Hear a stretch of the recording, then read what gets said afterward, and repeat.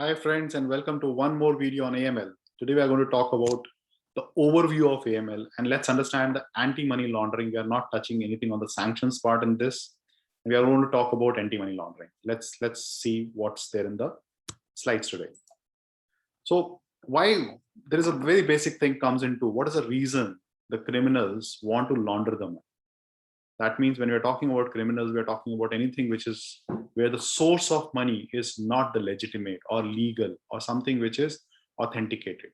We can talk about drug traffickers, we can talk about corporate embezzlers or corporate public officers or a politically exposed people where the money origination or generation is not legitimate, which can be a bribe, which can be a tax evasion, which can be anything which we can think of from a legitimacy perspective.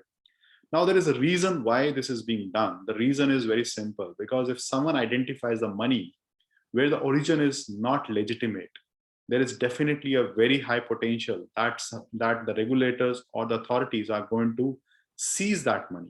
So that seizure becomes a very big aspect. And moreover, when the trails are being identified through the money, you can even identify the crime also. So the crime has to be removed, the crime has to be eliminated, or crime has to be hidden, and hence the money laundering things comes into play.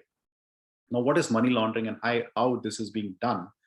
So this is something which we have looked at a various seminar session and the places. So there are three broad factors which are used from an AML perspective: placement, layering, integration. Let's look at what is placement, what is layering, and what is integration. The terminologies are important. Whenever you're looking at anything from an AML perspective, or whenever you are reading some regulatory impacts, you will find these terminologies being used. This is very clearly used in all the guidance notes which are issued from a UAE perspective also.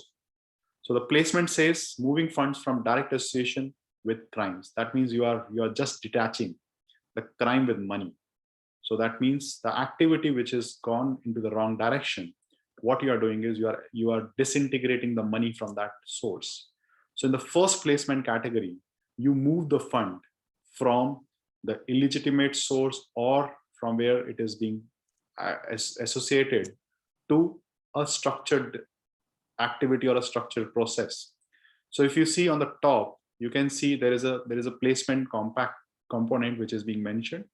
In there, the collection of dirty money moves into the banking or any kind of a regulated impact. We are not talking banking per se. We are talking about even a financial sector, financial institutions, exchange house, money bureau, all those things comes as part of it. And the next layer comes is the layering. So this is a layering where any money which is being originated, there are multiple transactions being done either from small to large transactions or large to small transactions, so that with the flow of transaction, the root cause or the origin of the cash or the money is being lost. So that's a second category which comes into. And the third interesting point is integration. So this is the last leg of completing the cycle, where once the money which is being moved into legitimacy lost the trail, and then the investment or this money is being used to buy luxury assets, financial instruments, or any kind of a transaction which shows that the transaction is being generated as a legitimate. So this is how the three steps flows into, and very important to look at these three steps in whatever compliance procedures which are going to follow. These are the starting, or these are the important points. Now comes a very interesting point which I'm hearing from people for a couple of days, where technically is saying that I don't know anything about the law, I have not heard it, I have not seen the law, so I am not aware what need to be done. So there is something called willful blindness, is a deliberate avoidance of knowledge of fact or purposeful indifference. That means we are taking ourselves aback and we are saying, I am not aware, so I should not be held responsible. That's not the case. None of the regulation or none of the laws allows us to do that kind of or even give that kind of explanation. So what's the act we need to do? We need to just start up reading, just start up educating ourselves and educating our team and our peer groups also, to see how we can start learning what is need to be done from a compliance perspective, to see that we are on the right side of the law rather than on the wrong direction. So that's what I'm going to talk about today.